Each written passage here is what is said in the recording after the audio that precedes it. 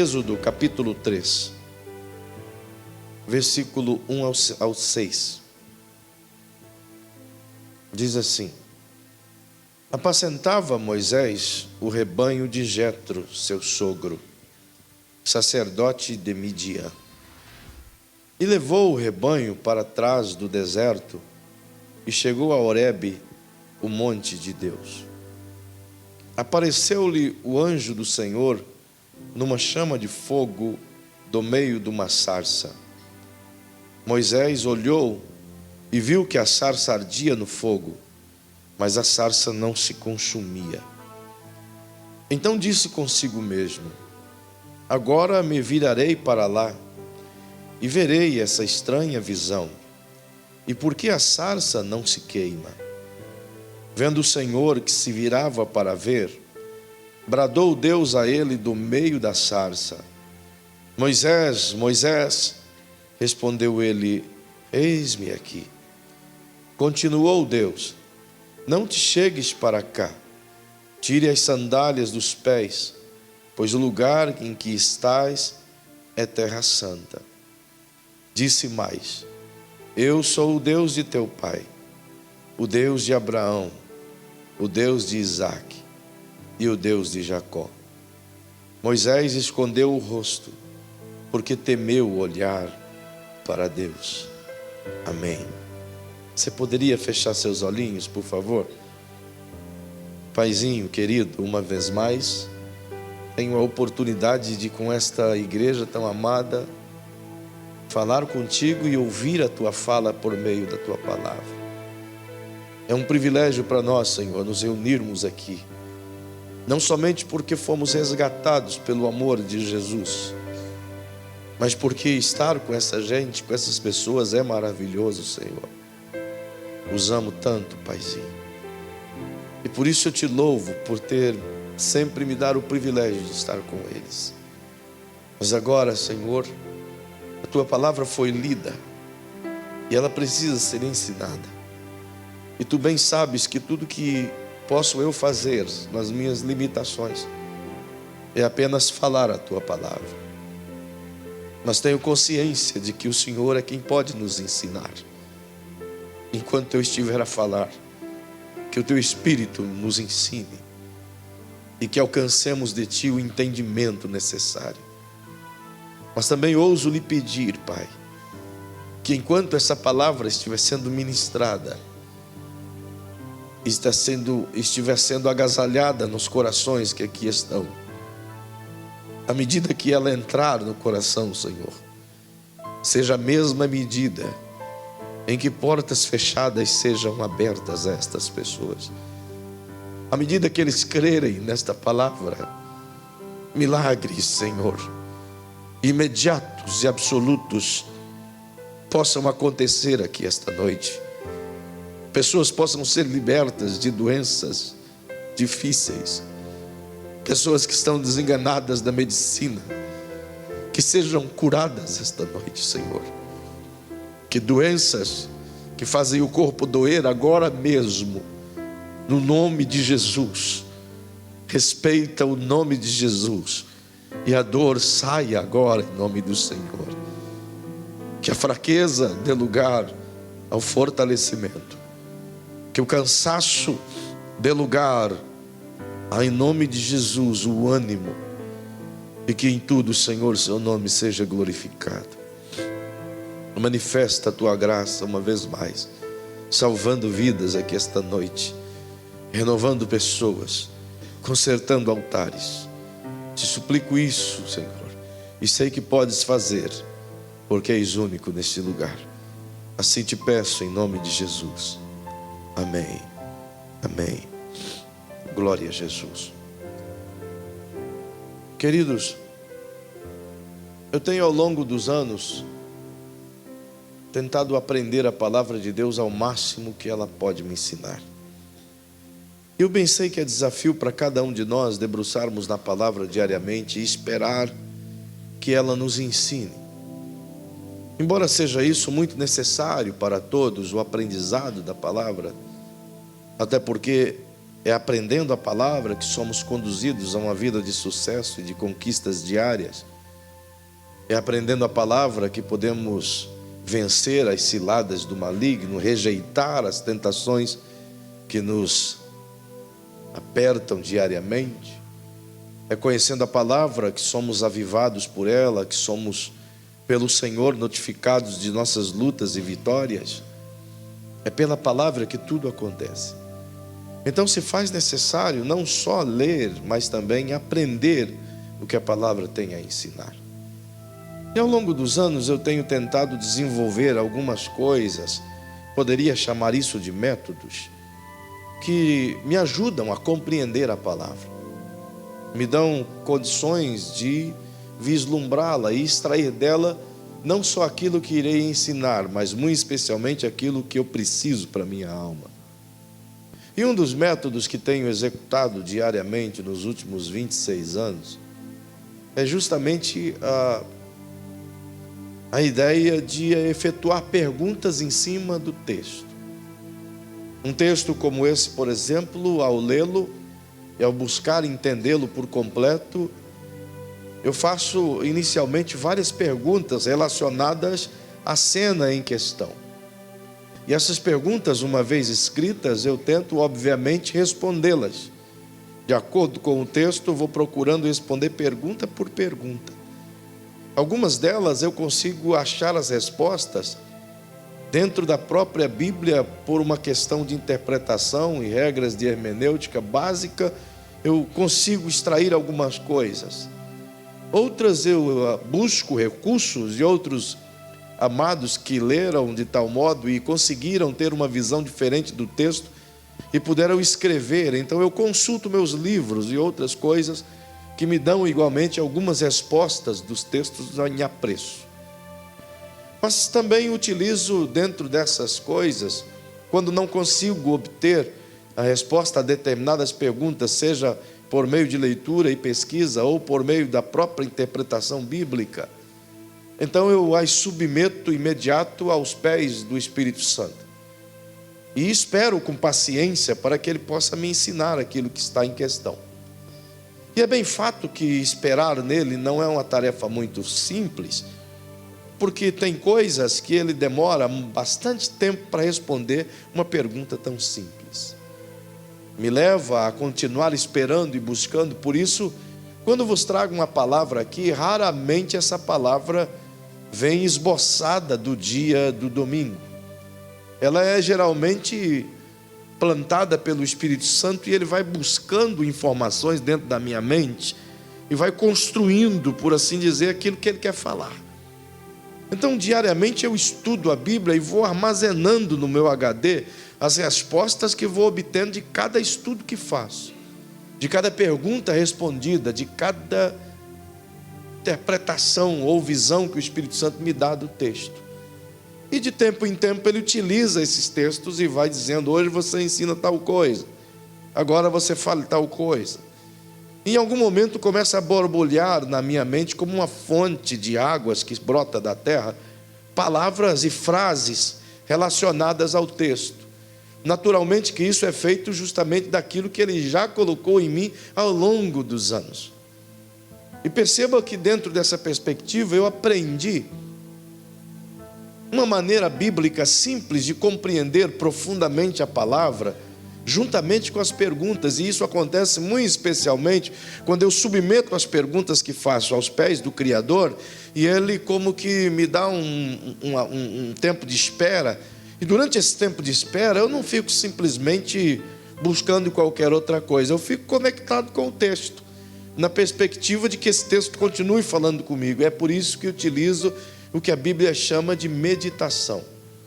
Quando você observa, por exemplo, o Salmo 1, e o autor esboça na sua sabedoria uma excelência de conselho, pois diz ele que feliz é o homem, bem-aventurado é o homem e a mulher que está aí na tela, que não anda segundo o conselho dos ímpios, isto é, que não fica dando ouvidos à voz daqueles que não têm temor do Senhor em assuntos relacionados à sua espiritualidade, à sua família ou aquilo que depende de decisões importantes. Ele diz também que esse cara é feliz não só por ouvir conselhos, mas que ele não fica parando ou trocando ideias ou perdendo tempo no caminho dos pecadores. Ele não gasta tempo com gente desnecessária, com gente que não tem nada a acrescentar, mas que ele gasta tempo com pessoas que têm a edificar. E ele diz que feliz é o homem que não perde o seu contexto assentando-se na roda de escarnecedores, isto é, pessoas que nada acrescenta na sua vida, mas que ao contrário, zombar-se-á daquilo que você ensina, fala ou vive. De alguma maneira, tende a balbuciar coisas ruins ao seu respeito ou ao seu Deus. Então ele dá esse sábio conselho, mas na sequência ele diz que ao contrário de fazer tudo isso, ao invés de andar no conselho dos ímpios, de se deter no caminho dos pecadores, ou de ficar na roda de escarnecedores, ele é feliz muito especialmente porque ele concentra-se na lei e na palavra do Senhor, conforme diz o versículo 2. Antes, ao invés de tudo isso, ele medita na palavra do Senhor e nela tem o seu prazer. Perceba que ele diz que medita nela dia e noite, isto é, ele agasalha no seu coração aquilo. E o que significa, portanto, meditar? Qual que é a ideia do salmista em expressar meditar? Bem, eu faço da seguinte maneira: para mim, meditação, eu pego um texto, por exemplo, como esse que acabei de vos convidar a ler comigo, de Moisés, e eu fecho os meus olhos em um lugar silencioso, isso é geralmente pelas madrugadas ou tarde da noite, quando todos vão dormir. Então eu fecho os meus olhos e eu construo no meu real imaginário esta cena.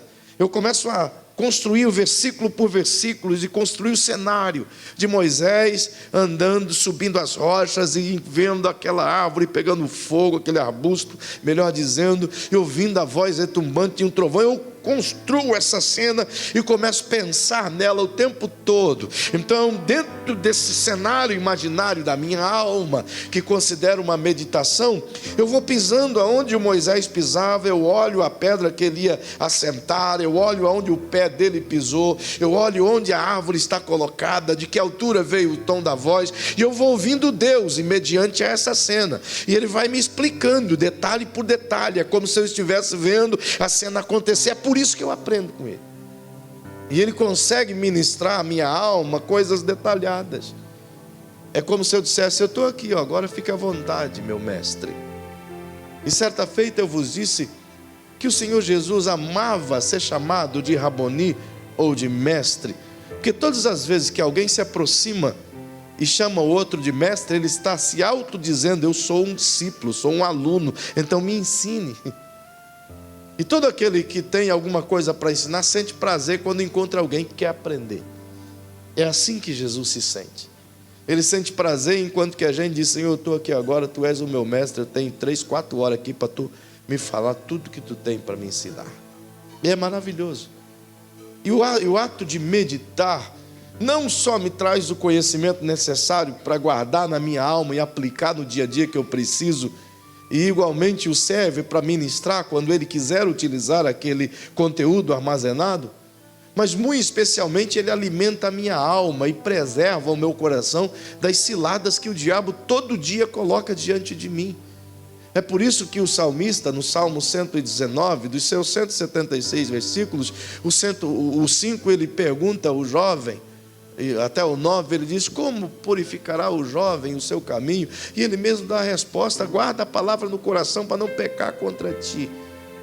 É por isso que no no versículo 105 do mesmo 109, ele diz que lâmpada para os pés é a palavra de Deus e é luz para o caminho. Justamente porque ela ilumina não só aonde você vai pisar, mas também aonde você vai ver. Quando diz que é lâmpada para os pés, ele está querendo dizer que é exatamente a luz baixa, onde você vê os buracos próximos de você. Mas quando diz que é luz para o seu caminho, está mostrando a sua visão ao longe, onde as ciladas são colocadas e você escapa delas. Entende? Por isso a palavra é de fundamental importância, meditar nela dia a dia. E é pensando nessas perguntas, das mais variadas, que nesse texto assim eu fiz. Dentre muitas coisas que se aprende aqui, o versículo 6 chamou a atenção dos meus olhos e eu pude lê-lo e relê-lo e meditar nele, embora já tenha pregado nesse mesmo texto várias outras vezes. E fiz algumas perguntas ao Senhor aqui nesse texto. E algumas delas me foram respondidas, e eu creio de ser importância para o seu coração essa noite, aquilo que eu ouvi do Espírito Santo. Perceba que a primeira pergunta que fiz ao Pai quando lia esse versículo 6, e olha a declaração que Deus diz de maneira retumbante a Moisés. Disse mais: eu sou o Deus de teu pai, o Deus de Abraão, o Deus de Isaque e o Deus de Jacó. E Moisés escondeu o rosto porque temeu olhar para Deus. Veja que aqui Deus fala pela primeira vez nos 80 anos de vida de Moisés. Essa é a primeira vez que ele tem uma experiência com a divindade. Ele viveu durante um período de 40 anos de vida no Egito, sendo treinado, preparado, educado na corte de Faraó, recebendo não só a educação, mas os valores, os princípios egípcios, para que ele se tornasse um príncipe de fato e verdade, um príncipe egípcio. Ele não podia herdar o trono e ser um faraó porque ele era adotivo, mas ele poderia governar de alguma maneira abaixo do trono de Faraó. E ele estava sendo preparado para isso. Era, portanto, possuidor de muitas habilidades e de conhecimento das mais variadas classes e níveis. E o Senhor permite que esses 40 anos de aprendizado o leve à bancarrota quando ele comete um crime, matando um egípcio que sufocava um judeu enquanto nas minas de escravidão. E mediante as ameaças de Faraó e as tentativas de assassinato, ele foge, é expulso, é excluído, é mandado embora do Egito, e ele sai errante pelo deserto e vai até a região de Midian, que é bem abaixo do Egito, já a caminho, como alguns afirmam, a caminho do Sudão. Outros pensam que é a direção oposta, a caminho da Arábia, mas indica muito mais que é a caminho do Sudão ao norte ou nordeste da África. Perceba que quando está nesse lugar, ele passa 40 anos no isolamento da fé judaica. E esses 40 anos que ele vive no deserto, sob a proteção de Jetro, que era sacerdote de Midian, região na qual ele se estabelecera, e ali ele se torna, de general como ele era, de um grande líder, ele se torna pajem de ovelhas, mas menor do que um pajem, ele era o que catava o estrume de ovelhas, justamente porque o estrume dela servia nas terras secas e áridas daquela região, servia para poder adubar a terra das plantações que eram feitas. Então, menor do que um pastor de ovelha, ele se tornou, portanto, o cara que limpava o chão que as ovelhas pisavam. E durante esse período de 40 anos, ele é submetido a esse teste de humildade, e ele desaprende ou é desconstruído tudo aquilo que ele herdou do Egito. Agora ele esquece e perde tudo aquilo lá, até porque o ostracismo o levou a viver em uma total solidão, não só de conteúdo, mas também de relacionamento. Ele casa com Zéfora ou Zípora, filha de Jetro, e ali tem 2 filhos com ela. Portanto, o destino dele, segundo o seu saber, está selado. Ele será um sacerdote futuro, ou quem sabe, pelo menos um pastor de ovelha daquela família de Jetro. E nesse dia em especial, ele vê, como você viu a cena sendo lida, uma sarça que é um espinheiro, um arbusto alto e frondoso, e ele vê esse arbusto em chamas, mas não consumia, e aquilo perturba Moisés, e ele quer ver de perto, ao ponto de que de perto vendo, ele ouve pela primeira vez na sua vida o retumbar de trovejante da voz do Criador. Naturalmente, qualquer um de nós sentiria medo ao ouvir a voz do Criador, ainda mais por ser a primeira vez. Observe que ele não tem nenhuma experiência com divindade, senão com os deuses efêmeros e mortos do Egito, no qual ele aprendera que eram aqueles a quem ele deveria servir. E diante dessa visão extraordinária, Deus decide se apresentar. E a forma como Deus se apresenta, e é a primeira vez que Deus se apresenta desse jeito a esse líder, e diz: eu sou o Deus de teu pai, o Deus de Abraão, o Deus de Isaque, o Deus de Jacó. Uma apresentação diferente, uma apresentação que chama atenção. Mediante o clamor dos filhos, embora o Eterno não havia dito nada a ele ainda do que estava acontecendo no Egito, Deus simplesmente se apresenta aqui. E é essa apresentação que me causou vontade de aprender um pouco mais. E fiz várias perguntas ao Criador. Perceba que a primeira pergunta que me veio à alma e que eu pude esboçá-la diante do Senhor é: por que que ele começa a sua apresentação dizendo: eu sou o Deus de teu pai?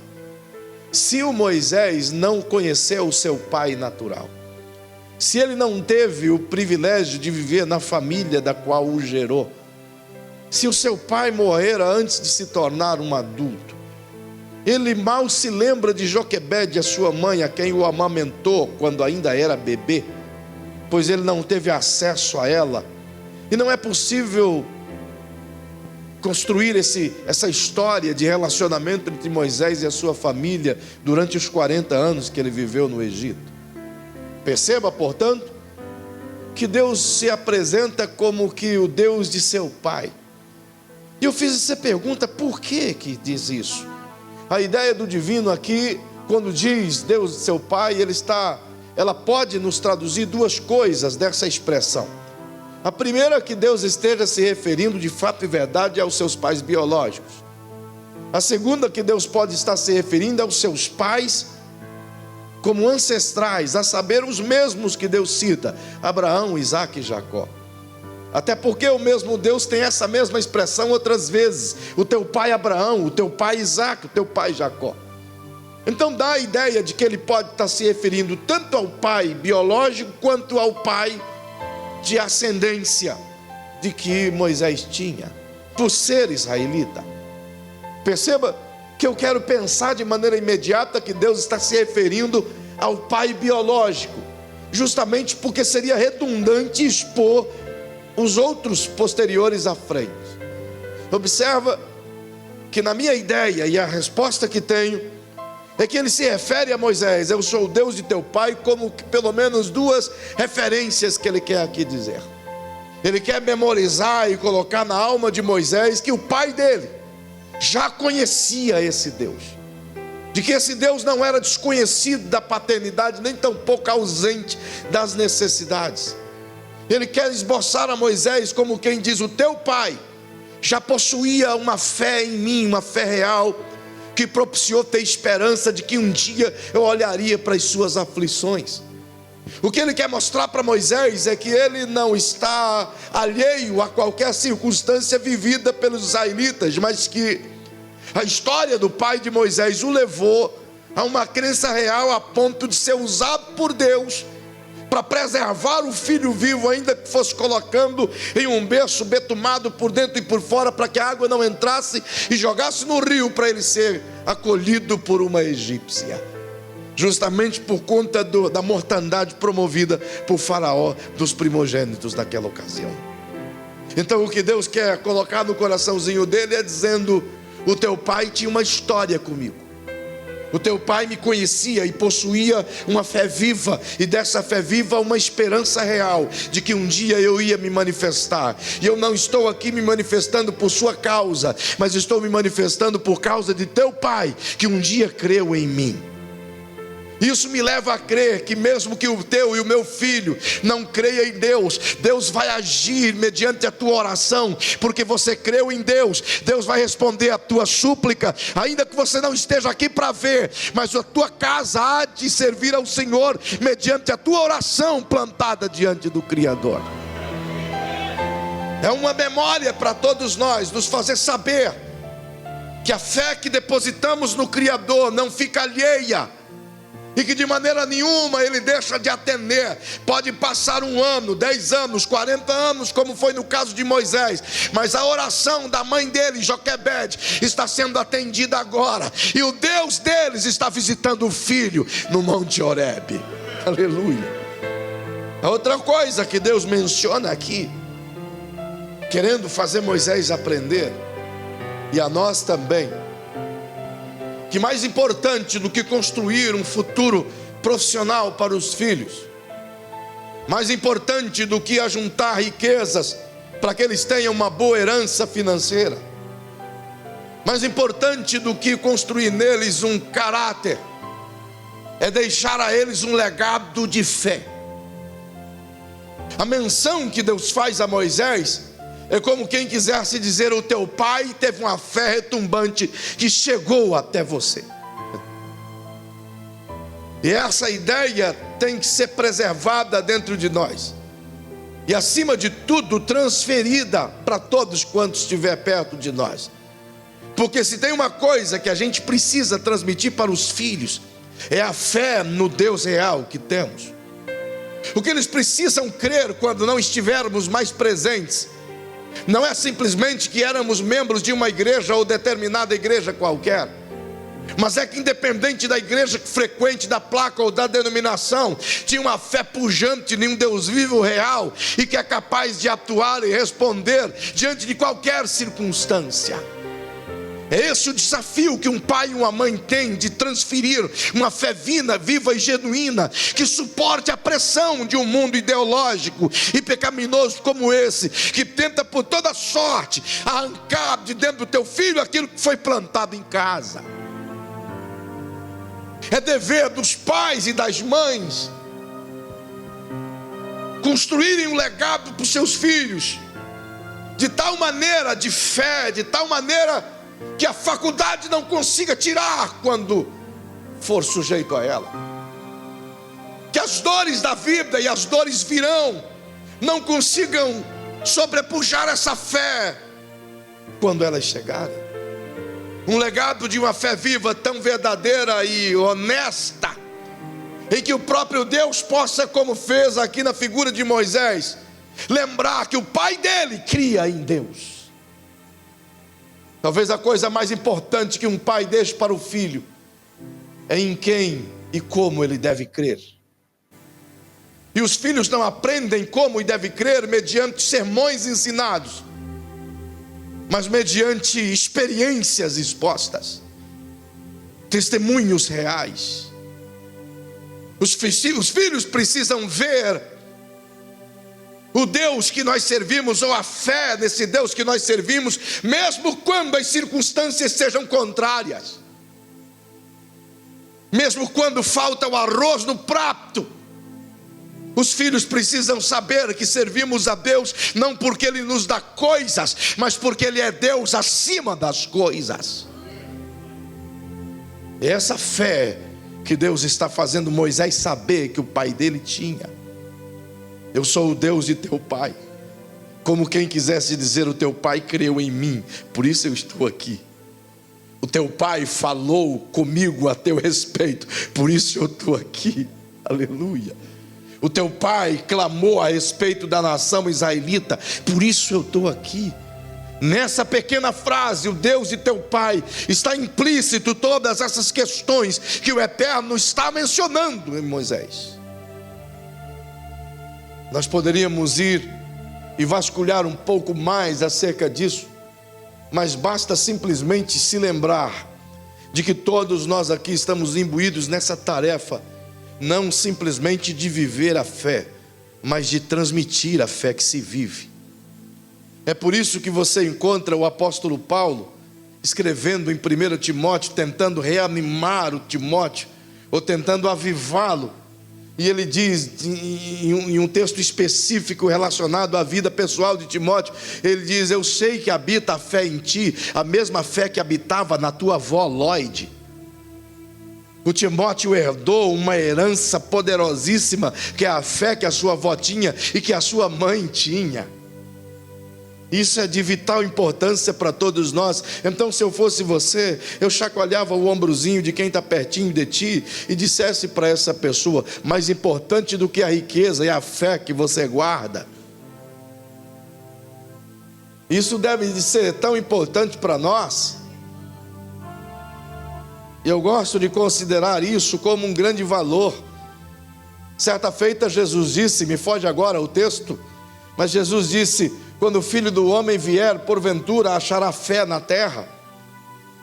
Se existe essa fala de Jesus, e o mesmo acontece em Mateus 24:12, quando ele diz: por multiplicar-se a iniquidade, o amor de muitos esfriará. Ele está se relacionando à forma como cremos em Deus. Significa que ataques massivos contra a fé virão. Aliás, já chegaram. Não é à toa que centenas e dezenas de crentes têm desviado na fé, justamente porque não têm conseguido armazenar e guardar a fé vibrante que tinha num Deus vivo. E é justamente ao contrário disso que o apóstolo Paulo fez. Ele, no final de sua carreira, ele diz: olha, eu combati o bom combate, eu terminei a minha carreira, mas eu guardei a minha fé. Como quem dissesse: eu posso perder todas as coisas nessa vida, eu posso padecer fome, eu posso padecer necessidade, eu posso enfrentar a morte, eu posso perder cabelo, posso perder os olhos, posso perder as pernas, mas uma coisa que jamais eu vou perder: a minha fé, porque eu a guardei e ela está protegida dos ataques do diabo.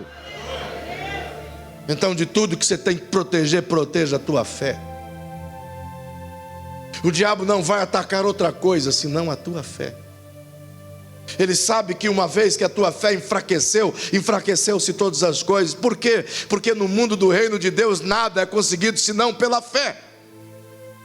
O apóstolo Paulo é quem disse isso, escrevendo aos Romanos no capítulo 1 e o versículo 16 e 17, muito especialmente no versículo 17, ele diz que o justo viverá da fé, e a alma que recuar, Deus não tem prazer nele. É pela fé que se vive, é pela fé que se anda, é pela fé que se trabalha, é pela fé que se levanta, é pela fé que se cultua, é pela fé que consegue, é pela fé que se perde, é pela fé que se conquista. Então é pela fé, tudo é pela fé. Guarde a fé, proteja a fé, mantenha a fé, viva a fé.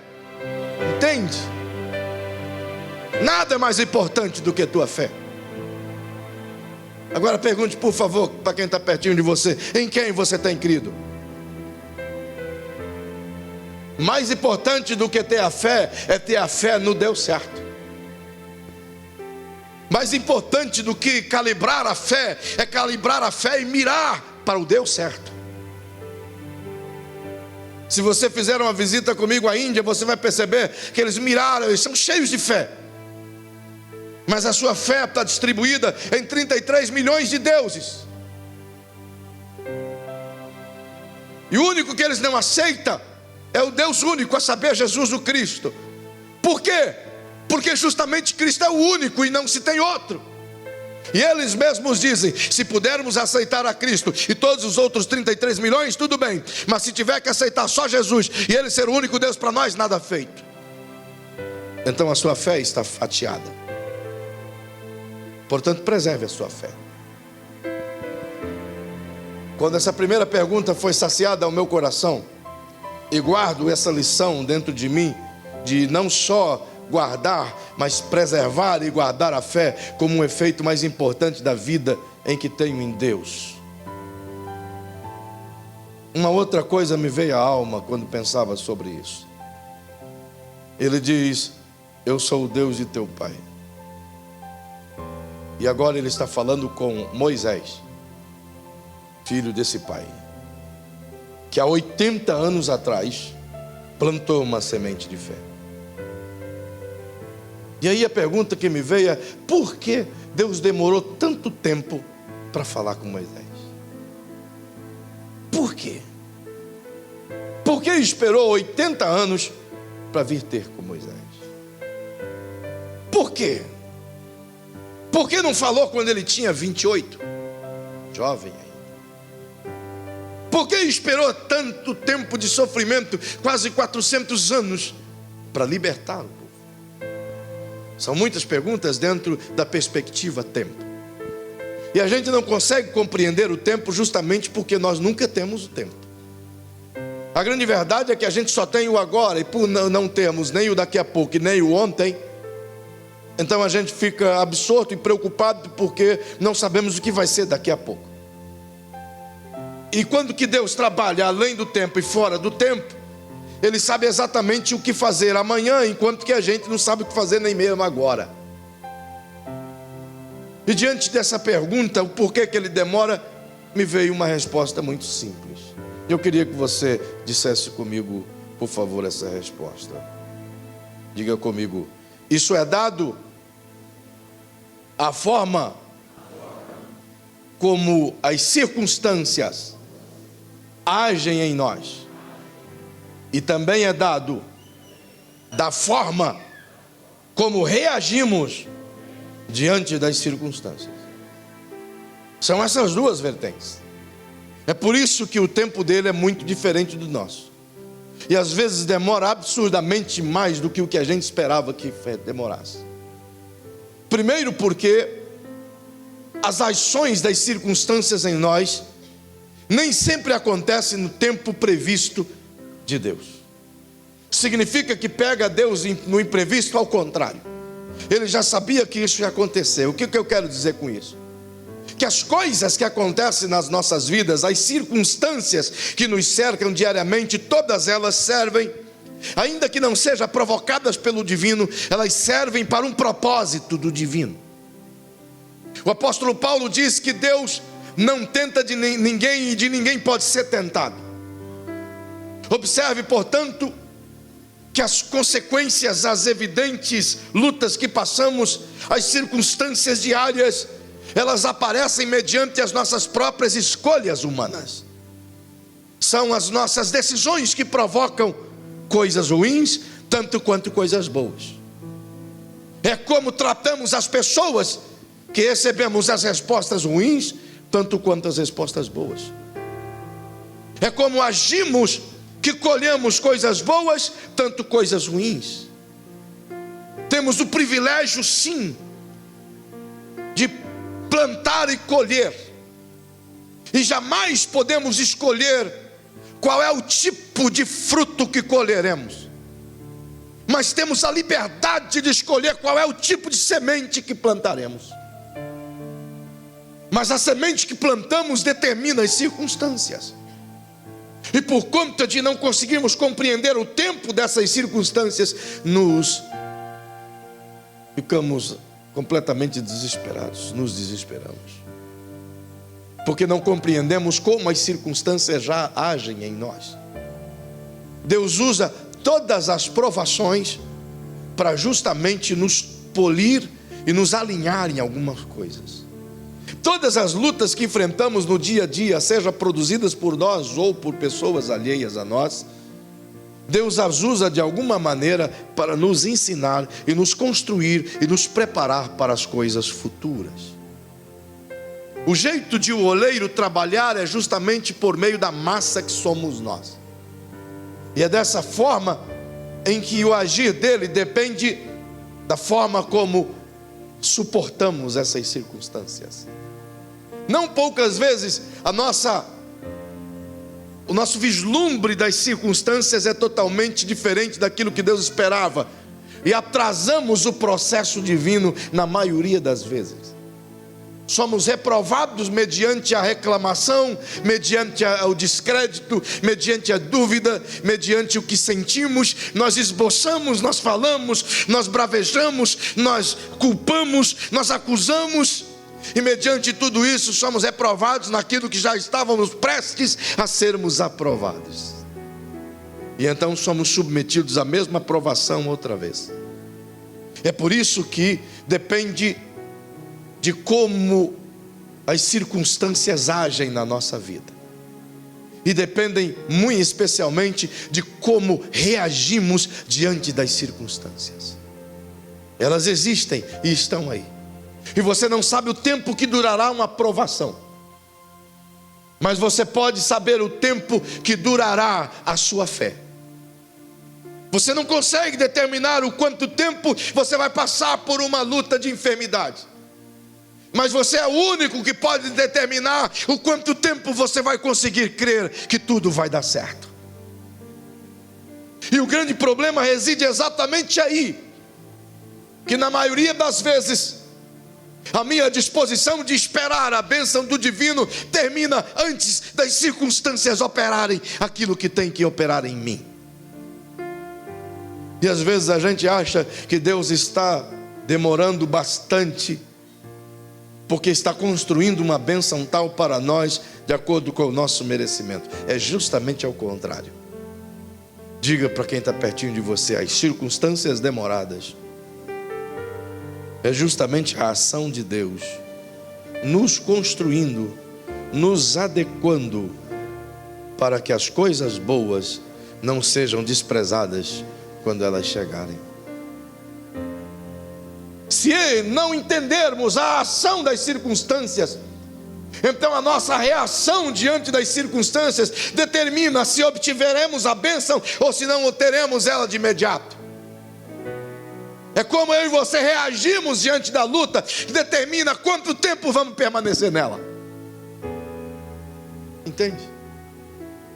É como reagimos diante da provação, que é o fator determinante se aquilo vai continuar ou se vai parar.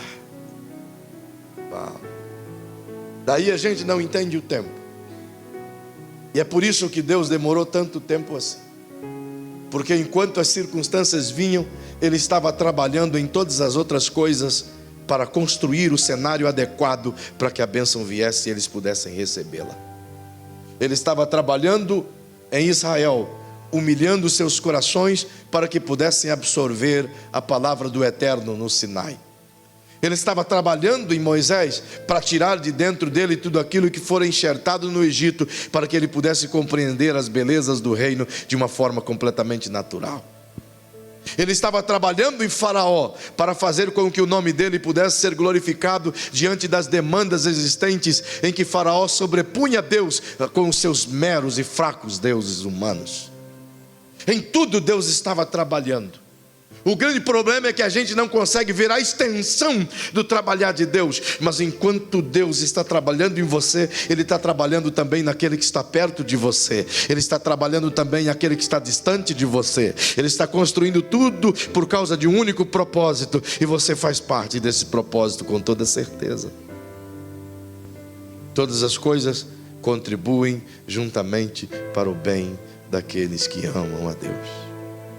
Difícil isso, mas é uma verdade absoluta. Uma vez que eu consigo compreender, portanto, que Deus está agindo independente do tempo que eu acho que deveria ser certo ou errado, sou cônscio porque a minha fé me diz que Ele é soberano e sabe qual é o tempo exato de agir na minha vida. Então o que cabe a mim é fazer como o Ministério de Louvor canta aqui de vez em quando, com muito louvor, independente das crises, das lutas, eu vou passando e vou adorando a Deus. O certo cantor por nome Lázaro cantava antigamente dizendo: eu vou passando pela prova e dando glória a Deus. Esse é o caminho correto daquele que está no meio do deserto, justamente porque no meio do deserto nunca estará só. Mesmo que esteja pensando que está só, o Eterno sempre vai dar um jeito de fazer um manancial de água na hora da tua sede, de enviar comida na hora da tua fome, de enviar o socorro na hora do teu desespero. Ele sempre vai agir. Por quanto você pensa que Ele está longe, Ele está perto. Quando você pensa que Ele não te escuta, Ele já te escutou. Quando você pensa que Ele não vai te responder, Ele já te respondeu. Portanto, está tudo nele. Mas aí vem Deus e continua e diz: eu não sou apenas o Deus de seu pai, mas eu sou o Deus de Abraão, o Deus de Isaac e o Deus de Jacó. Muito legal essa fala do divino, mas para mim ela é perturbadora. Eu perguntei: como é que o senhor pode dizer essas três coisas? Então as coisas começam a desencadear no meu coração e respondê-las. Porque uma coisa é Deus dizer assim: eu sou o Deus de Abraão. E eu poderia perguntar a ele: por que tu és o Deus de Abraão e tu afirmas isso? Bem, eu poderia dizer aos senhores e às senhoras, mediante o pouco tempo que tenho, não dá para ir muito longe, eu posso dizer de maneira muito clara. E não é que o tempo foi pouco, é que eu falo demais. Perceba, não é que a coisa está além do controle aqui. O que Deus está dizendo de maneira muito clara é: eu sou o Deus de Abraão. Por quê? Porque o Abraão foi simplesmente um homem extraordinário.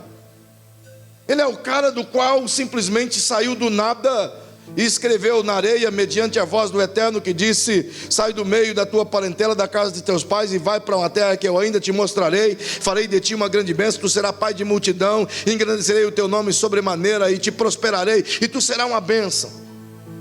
Quando ele dá essa bênção a Abraão, no capítulo 12, versículos 1 e 2 e 3, você percebe o Abraão de maneira imediata juntando suas tralas e escrevendo na areia #partiu deserto.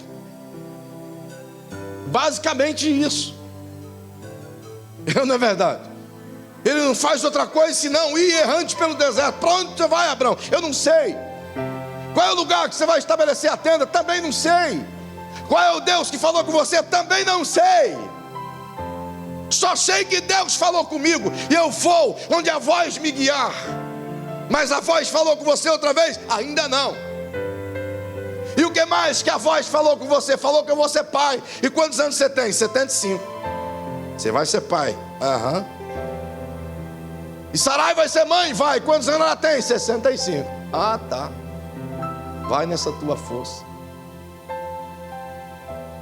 Entretanto, a Bíblia diz que ele creu não só na obscuridade da fala divina, sem dar a ele um endereço correto, ele partiu em direção ao deserto, como ele creu que Deus iria fazer dele pai de multidão. E aqui ele creu em duas coisas, basicamente. A primeira, ele creu que Deus era poderoso não só para guiá-lo pelo deserto errante, mas era poderoso também para reviver o que já estava amortecido, tanto no útero de Sarai quanto no próprio corpo de Abraão. Deus era poderoso para isso. Ele creu nisso. E a promessa veio acontecer quando ele tem 99 anos de idade, só para piorar um pouco mais. Deus faz com que a fé dele seja trabalhada ao longo de 24 anos, sem desvanecer. Continua crendo, Abraão, cada vez mais velho, cada vez mais caído, cada vez mais derrubado. E Deus está dizendo, você vai ser pai. Senhor, está difícil, está ficando difícil. Você vai ser pai, Senhor, passou mais um ano, está ficando, olha, no próximo ano, se não acontecer agora, eu acho que nunca mais. Mas ele continuava crendo que Deus era poderoso para reviver o morto.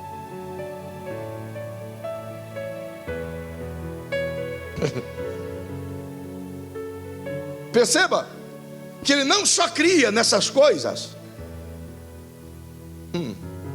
que depois, meu filho, avivou de uma tal maneira que ele teve mais 16 filhos. Cabra macho. Eu queria beber do suco que ele bebia. Observa que ele não só cria que Deus era capaz de fazê-lo pai de multidão, e não só cria que Deus ia levá-lo pelo caminho correto, que o GPS divino não ia falhar nunca, mas ele também tem uma experiência e uma prova dificílima, pois ele tem que entregar o próprio filho Isaque em sacrifício a Deus, e ele crê que o Deus que pediu o menino vivo é o mesmo Deus que pode entregar o menino que estava morto vivo outra vez. Ele acredita que ele pode sacrificar o menino e Deus pode fazê-lo reviver. Então é fácil dizer, eu sou o Deus de Abraão. Por quê? Porque Abraão é o protótipo da fé, é o pai da fé. É legal dizer, eu sou o Deus de Abraão, porque Abraão se mostrou amigo de Deus. E não foi Abraão que disse, eu sou amigo de Deus. É Deus que disse, Abraão é meu amigo. Eu posso afirmar isso para qualquer pessoa, mas eu quero ver Deus afirmar isso a meu respeito. E Abraão, Vanilton, disse, eu vou crer. É por isso que ele é chamado de o pai da fé, pai de todos aqueles que creem.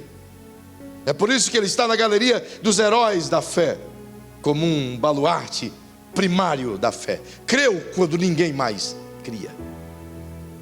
Então eu consigo olhar para ele e dizer, o Senhor está certo, o Senhor é o Deus de Abraão. Mas agora ele continua e diz, mas eu também sou o Deus de Isaque. E eu pergunto, por que o Senhor é o Deus de Isaque? E ele responde, olha, se Abraão foi o protótipo da fé, Isaque é o protótipo da obediência. Eu sou o Deus de Isaque, porque o Isaque foi o menino que mais obedeceu seus pais.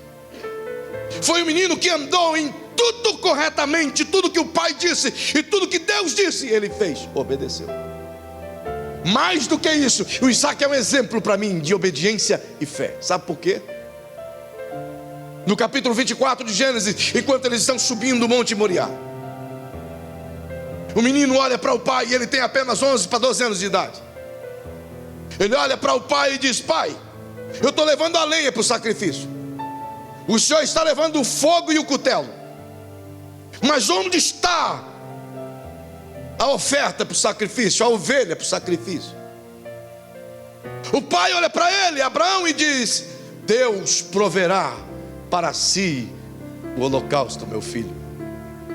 O menino, se é inteligente, e ele era inteligente, começa a pensar. Não é fácil não. Até chegar no monte ele ainda continua crendo. Vamos chegar lá em cima, tem um bichinho amarrado no arbusto. Vamos chegar lá em cima, Deus já preparou alguém deixou um cordeiro lá.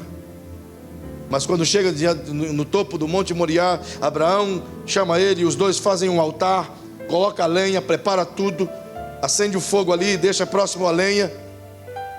E o Isaac está tentando achar o cabrito ou o cordeiro. Não está aqui não. Ele vai em outro lugar, também não está. Abraão, diz Isaac, eu não acredito que o Abraão estava com a voz otimista, mas com a voz embargada. Isaac, vem cá, deita aqui. Eu? Deitar aí? Fui, partiu. Ia descer aquele monte, meu irmão, numa velocidade, olha, que nem o Ayrton Senna com o carro mais veloz me pegava. Ou pularia de paraquedas. Mas o Isaac olhou para o pai para subir no altar. Eu sou o sacrifício? Sim, meu filho. Então tudo bem. Você faria isso? Ele deitou sobre a lenha.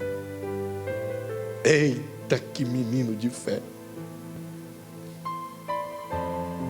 Você nunca vê ninguém pregar sobre a fé de Isaac. Mas imagina a fé que ele tinha e a obediência que ele tinha.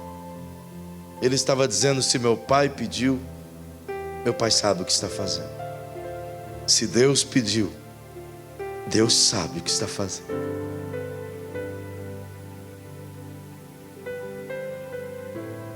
Quando Deus te pede algo, Ele sabe o que está pedindo, sabe o que está fazendo. E o Isaac simplesmente deita sobre a lenha. O pai o amarra. Imagina a cena, queridos. O pai amarra o menino. Eu imagino que a essa altura o coração de Abraão está despedaçado. Ele é pai, é o filho da promessa. Ele esperou 25 anos por causa desse menino. E o pai disse que dele viria uma multidão de pessoas. Em momento algum ele questionou a Deus, dizendo: oh, é a promessa. O menino simplesmente deita sobre o altar. E Abraão levanta o cutelo para degolar o filho e depois queimá-lo. Agora imagina o Isaac, de olhinhos fechados. É um menino, quantos anos ele tem? 7. Um pouquinho maior do que esse menino aqui. Deitadinho, esperando a morte chegar. Aí Deus diz: eu sou o Deus de Isaac, porque ele creu em mim, mesmo diante do altar onde seria degolado. Eu sou o Deus de Isaac, porque ele não negou o que eu pedi. Eu sou o Deus de Isaac, porque ele acreditou naquilo que o pai dele havia dito. E quer saber? Não foi Deus que disse para o Isaac, irmão. Deus não falou: Isaac, é o seguinte, você vai ser sacrificado por mim. Foi Abraão que ouviu Deus falar: dá-me o teu filho. E Deus disse assim, ó: teu único filho, a quem tu amas. Entende? Então Deus diz: eu sou o Deus de Isaac, porque ele era obediente. Ele acreditava em mim em todas as circunstâncias. Ele morreu acreditando em mim em todas as circunstâncias. Mas eu não consegui compreender por que ele disse: eu sou o Deus de Jacó. Eu sou o Deus de Abraão, o pai da fé. Eu sou o Deus de Isaque, o ícone da obediência. Mas por que o Senhor é o Deus de Jacó? Olha para Jacó. O próprio nome denuncia quem ele é. Suas ações deflagram apenas aquilo que está dentro dele. Jacó é usurpador, é corrupto, é mentiroso, é enganador. Enganou o pai estando velho, é ladrão, é falso, é uma mistura de Labão com Rebeca, da parte ruim dos dois. Jacó é o protótipo da Câmara dos Deputados.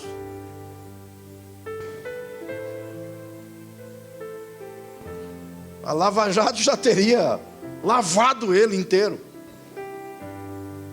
Esse é Jacó. Ele é um cara que, se olhar o currículo dele, você fica assustado. Dá nó em pingo d'água. Ele dá rasteira em cobra. É o Jacó. Quando se lembra dele, o que vem na cabeça é enganador. Você não consegue olhar para a figura do Jacó, do nome Jacó, e a primeira imagem ser outra coisa. É ou não é verdade? Porque tudo dele, a narrativa dele mostra essas peripécias do lado errado. E ele diz: eu sou o Deus de Jacó. Ele deveria ter dito: eu sou o Deus de José, o Deus de Abraão, o Deus de Isaque, o Deus de José. Mas ele diz: eu sou o Deus de Jacó. Por quê? O que Deus está querendo dizer aqui para Moisés? Deus está dizendo: Moisés, eu sou o Deus de Abraão, que é o pai da fé. Eu sou o Deus de Isaque, que é o ícone da obediência. Mas eu sou o Deus de Jacó, o enganador, o corrupto. Porque somente assim, Moisés, as pessoas do mundo inteiro saberão que eu não fui somente Deus de gente boa. Eu sou o Deus de gente ruim. Eu sou o Deus de corrupto. Eu sou o Deus de enganadores. Eu sou o Deus de gente falsa. Eu sou o Deus de Jacóis e mais Jacóis. Eu sou o Deus de pessoas que não são como Abraão. Se Deus não tivesse dito: eu sou o Deus de Jacó, eu, Emerson Feitosa, jamais poderia ouvir Deus dizer: eu sou o teu Deus. Você jamais poderia ouvir Deus dizer: eu sou o seu Deus. Então hoje Ele pode dizer de maneira clara: eu sou o Deus do Emerson, eu sou o Deus do Anderson, eu sou o Deus do Joseph, eu sou o Deus do Nazareno, eu sou o Deus do Toninho, eu sou o Deus de você, eu sou o Deus dos mais variados nomes. Mas eu não presto, Senhor, eu sou enganador. Mas eu posso mudar isso em você. Eu não sou enganador, eu sou verdadeiro. Mas eu sou falso, Senhor, eu transformo as coisas boas em ruins. Mas eu sou o Deus que transforma as coisas ruins em coisas boas. Por isso eu sou o seu Deus. Eu posso mudar você. Ele queria imprimir em Moisés algo extraordinário. Ele está chamando Moisés, e eu vou parar. Ele está chamando Moisés para uma ação, para um ministério. Moisés precisa ser a voz libertadora de Israel. E agora Deus vai ter um encontro com ele e se apresenta. E à medida que Deus apresenta e dá o propósito, dizendo: você vai voltar ao Egito e eu vou te usar para libertar o meu povo das mãos de Faraó. Aí Moisés diz: Senhor, é o seguinte, eu acho que não vai dar certo não. Eu não sou o cara certo. Quem sou eu? Eu não sou capaz disso. Aí Deus diz: Moisés, eu sou o Deus dos caras que não são capazes. Por isso eu vou com você. Eu sei que você não é capaz, mas eu vou com você lá. E ele disse: Senhor, além de eu não ser capaz, eu não tenho nada para oferecer, eu sou catador de cocô de ovelha, eu não tenho absolutamente nada, eu não sou ninguém, eu não tenho mais credencial alguma, e como é que eu vou me apresentar a Faraó? E Deus disse: eu sei que você não tem nada disso, eu sou o Deus dos caras que não tem nada. Então taca a tua mão debaixo da tua subaqueira. E ele tacou a mão. Tantos dias sem banho. Quando ele tirou, estava podre.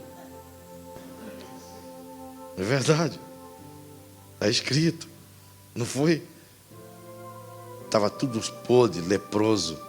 Ele assustou. Eita, meu subaco está...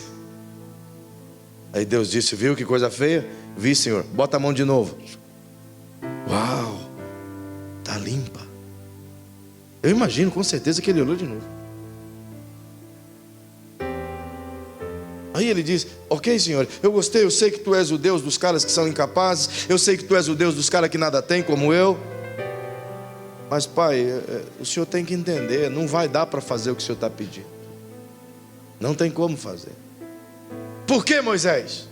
Eu sou o Deus de Abraão, sou o Deus de Isaac, sou o Deus de Jacó. E ele disse: Senhor, acho que o Senhor não percebeu ainda, não dá para mim ir. Não tem como eu te servir nessa paz. Por quê, Moisés? E o Moisés mostra aquilo que está acontecendo com ele. E ele diz assim: Senhor, eu sou pesado de língua. Como é que eu vou falar? A expressão pesado de língua pode ser interpretada de duas formas: ou que ele era gago, ou que ele era fanho. Eu não sei qual das duas é pior, ou as duas juntas. Então imagina o Moisés respondendo para Deus: Senhor, acho que tu não percebeu. Como é que eu vou falar com Faraó? Ou ele era fanho. Em Araó. A mim. Eu ai. Eu erai Araó e é eu ele. Tu vai falar, Moisés, Araó. E se ele fosse os dois juntos?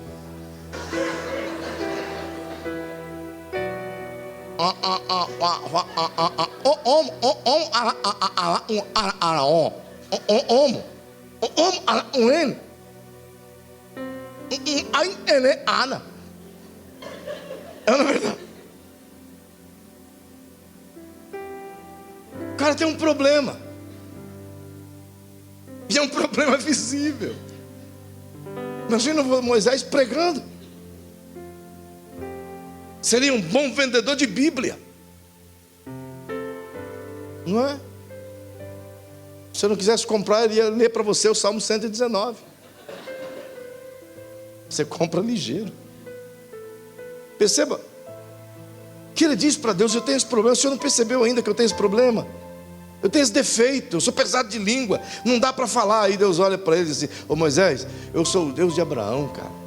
Eu sou o Deus de Isaac. Eu sou o Deus de Jacó. Eu sou o Deus dos caras que não são capazes. Eu sou o Deus dos caras que não tem nada. E Deus diz: quem fez o mudo? Quem fez o gago? Aí Deus diz: eu sei que você tem um problema. Eu sou o Deus dos caras que tem um problema. Posso resolver teu problema. Posso usar você com problema ou sem problema. Entende? Aleluia. Aleluia. Sabe o que Deus está dizendo para nós aqui esta noite, para finalizar esse tópico, bem verdade? Diga para quem está ao seu lado: o Senhor está usando Moisés, não só para dizer que Ele é o teu Deus, mas também para te dizer que Ele quer ser teu Senhor e quer usar você.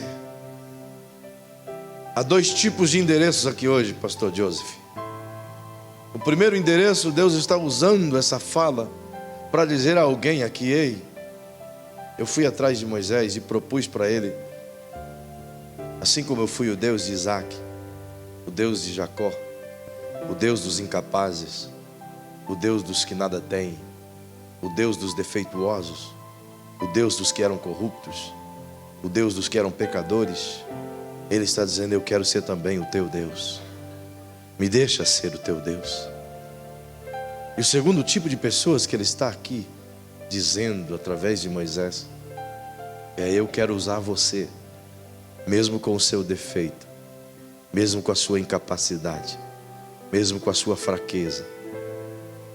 Eu quero usar você, eu posso usar você. Eu usei Jacó, eu usei Moisés, eu usei Josué, eu usei José, eu usei Gideão, eu usei Sadraque, eu usei Davi, eu usei Jeremias, eu usei Elias, eu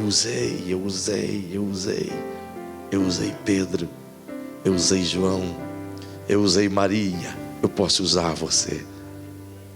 Você me é útil, Moisés. Aleluia. Aleluia. Fique em pé, por favor. Por que você se sente tão inútil? Você não é inútil. Por que você se sente tão pequeno, tão desnecessário? Diz o Senhor para você hoje: eu amo você desse jeito aí. Eu posso usar você desse jeito aí. A tua fraqueza, posso fazer ela ser fortaleza. A tua dificuldade, eu posso usar ela para a minha glória. Ele quer usar você. Quantas vezes você tem dito para Ele: eu não posso, Senhor, eu tenho dificuldade, sou tímido, não sei falar, não posso fazer nada. E Ele está dizendo: eu sou o Deus dos caras que não sabem falar, eu sou o Deus das pessoas que nada têm, eu sou o teu Deus. Deixa eu ser o teu Deus, deixa eu usar você naquilo que você não acredita, deixa eu levantar você naquilo que você não acha que dá, deixa eu ser o teu Deus, deixa. Aleluia, aleluia. Ele está falando com muita gente aqui hoje. Eu sei que essa semana mesmo você disse: para que eu sirvo? Acho que eu não sirvo para nada mesmo. Oh, você não sabe o que está dizendo. O seu preço é o preço do sangue de Jesus. Você é mais precioso do que ouro puro de Ofir, como diz aquela canção. Você não é alguém desperdiçado. Você é alguém encontrado e achado, valorizado por Ele. Você tem um valor absoluto, acima dos querubins. O Cristo morreu por você. Ele quer te usar do jeito que você é. Não importa o que os outros dizem, importa o que Ele diz de você. Eu sou o Deus de Abraão, o Deus de Isaac, o Deus de Jacó. E se eu pudesse completar, eu completaria o que Ele me disse hoje. Mas eu quero ser o seu Deus também, diz Ele. Deixa eu ser o seu Deus. Deixa eu usar você. Eu vou fazer 2 convites aqui hoje. O primeiro convite é a você, cujas circunstâncias têm te dito diariamente: você não é nada, você não é ninguém, você não consegue nada, você é feio, você é pobre, você é inútil. Oh, diz o Senhor para você: para mim você não é nada disso. Você é especial, você é alguém.